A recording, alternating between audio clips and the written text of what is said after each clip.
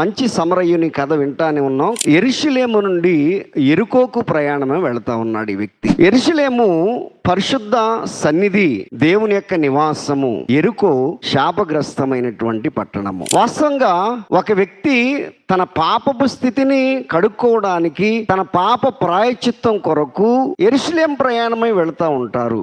ఈ వ్యక్తి పవిత్రమైనటువంటి స్థలాన్ని విడిచిపెట్టి ఎక్కడ ప్రయాణం వెళ్తున్నాడండి? అతడు పరిశుద్ధ స్థలాన్ని నుంచి పాపముతో నిండినటువంటి స్థలానికి ప్రయాణం వెళ్తున్నాడు. కొట్టబడడానికి, బట్టలు దోచుకోబడ్డానికి, కొన ప్రాణంతో ఉంచబడ్డానికి ఈ కష్టమంతా కూడా, ఈ శ్రమ అంతా కూడా ఎక్కడ జరిగిందనంటే యెరూషలేము నుండి యెరికోకు వెళ్ళేటటువంటి మార్గ మధ్యంలో జరిగింది. దేవుని బిడ్డలారా, నిజమే, దేవుని సన్నిధికి దూరం అవడం అనేటటువంటిది మన జీవితాల్లో తెలియనటువంటి కష్టాలు కలుగుతాయి.